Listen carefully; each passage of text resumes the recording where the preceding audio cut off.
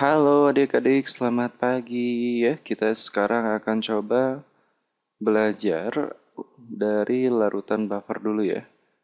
Nah, larutan buffer ini ada di dalam bab kesetimbangan ion-ion dalam larutan. Nih, hari ini kita akan coba untuk membahas contoh soal nomor satu adik-adik ya. Di dalam suatu larutan buffer atau penyangga, ini terdapat natrium asetat 0,4 mol dan asam asetat 0,25 mol ya. Jika Ka-nya atau ketetapan kesetimbangan asamnya 1,8 kali 10 pangkat min 5, ini maka tentukan pH larutan buffer tersebut.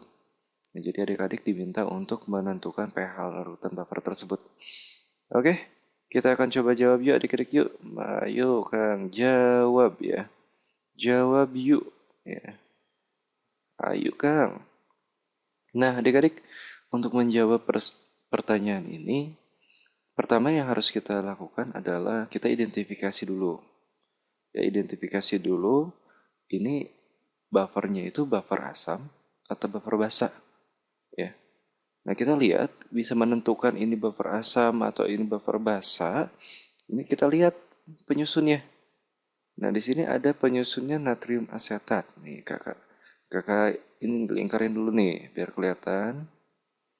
Ada natrium asetat adik-adik ya. Kemudian ada asam asetat. Nah, asam asetat adik-adik ingat, ini merupakan asam lemah adik-adik. Ya. Nah, kita lihat nih, ada asam lemah. Nah, kita lihat dulu di tabel. Di tabel ada penyangga asam, penyangga basa. Penyangga asam itu dibentuk dari asam lemah dan basa konjugasi. Dan di sini udah ada nih asam lemahnya, berarti kita tinggal cari apa? Kita tinggal cari basa konjugasinya. Nah, basa konjugasinya dari mana? Biasanya diberikan dari garamnya, ya. Jadi kalau asam lemahnya berupa asam asetat, CH3COOH, maka basa konjugasinya akan diberikan oleh garamnya, garam asetatnya, ya. Jadi nanti yang termasuk ke dalam basa konjugasinya, ya, ini adalah dari CH3COO min, gitu adik-adik ya. Nah, kita lihat ada basa konjugasi berupa CH3COO min dan di sini ada asam asetat, ya, merupakan asam lemah CH3COOH. Nah, ya udah ketahuan kalau gitu. Ada asam lemah, ada basa konjugasinya, ada CH3COOH, ada CH3COO min. Maka ini adalah buffer atau larutan penyangga asam adik-adik. Nah, kalau udah ketahuan, ini penyangganya penyangga asam, nah kita tinggal gunakan saja adik-adik. Kita tinggal gunakan untuk persamaannya. Ya. Di sana di tabel kakak sediakan dua cara adik-adik.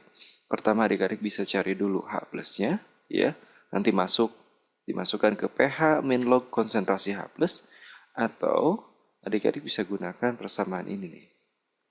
pH sama dengan pKa, ya, min log. Oke, min log. Kita bagi dulu. Nah, konsentrasi asam lemahnya apa? CH3COOH, ya. Kemudian dibagi konsentrasi basa konjugasinya. Basa konjugasinya ini ya, CH3CO min. Nah, jadi kita masukkan konsentrasi CH3COO minnya adik-adik. Nah, ini bisa kita langsung dapatkan pH gitu. Ya. Nah, kita tinggal masukkan saja nih angka-angkanya adik-adik. pKa. pKa itu min log Ka adik-adik. Ya, jadi pKa itu min log Ka ya. Nah, kakak tulisin dulu ya. Biar nanti adik-adik nggak pusing nih.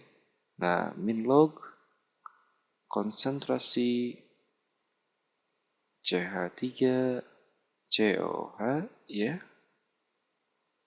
Nah, dibagi CH3COO min adik-adik.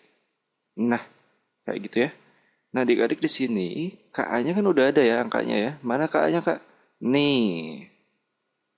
Nah, Ka-nya sudah kita ketahui 1,8 kali 10 pangkat min 5 adik-adik ya. Jadi kita tinggal masukkan saja nih untuk angka-angkanya. Jadi min log 1,8 kali 10 pangkat min 5 ya. Min log atau kurangi log. Nah, konsentrasi CH3COH-nya mana?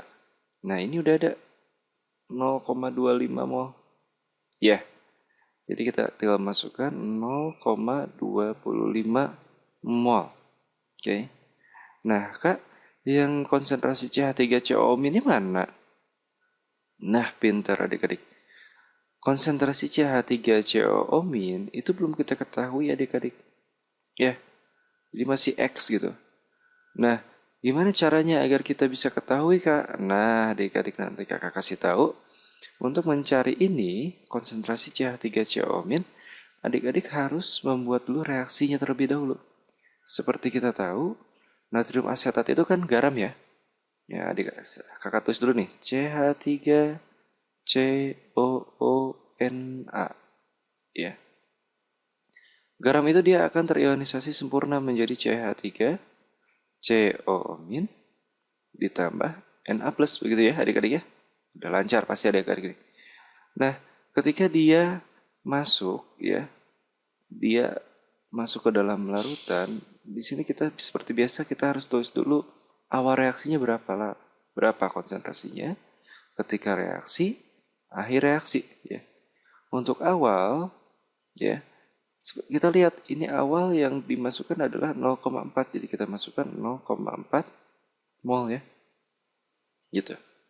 Nah, yang CH3COO ini udah terbentuk belum? Ya belum, kan baru dimasukkan ya. Jadi dia belum terbentuk apa-apa, Na juga belum ada. Tapi ketika bereaksi, ya 0,4 ini, 0,4 mol ini, dia akan mulai berubah menjadi CH3CO-. Berapa? Sama 0,4 mol.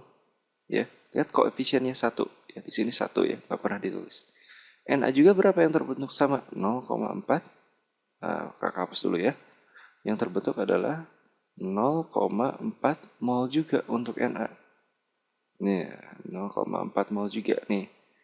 Nah, setelah bereaksi semua, otomatis kita lihat karena ini bereaksi sempurna, ya, maka 0,4 mol CH3CON itu kan habis, ya. Jadi habis semua. Habis jadi apa? Berubah semuanya jadi 0,4 mol CH3COMin dan 0,4 mol Na plus adik-adik. Nah, kan ketahuan nih. Ketahuan setelah kita tahu reaksinya, kita akan tahu nih adik-adik. Nah, ini kan tadi kita ingin tahu berapa konsentrasinya. Nah, nanti kita masukkan ke sini adik-adik. Ya. Nah, seperti itu adik-adik. Jadi kita mengetahui konsentrasi CH3CO-nya dari reaksinya dulu, reaksi ionisasinya dulu. Oke? Nah, setelah ini kita tahu, kita tinggal masukin aja ya. Jadi sama dengan min log 1,8 kali 10 pangkat min 5 dikurangi log 0,25 mol dibagi 0,4 mol ya. Jadi kita tinggal nanti akan tahu pH-nya itu ya.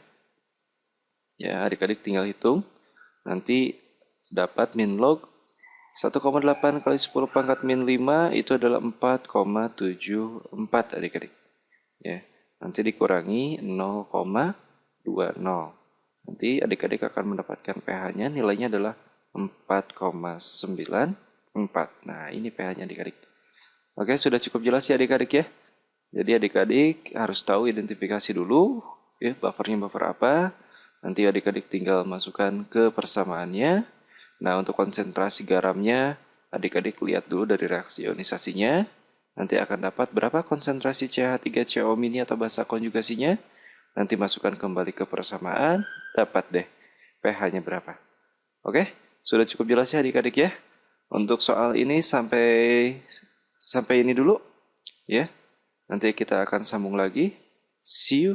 Assalamualaikum warahmatullahi wabarakatuh.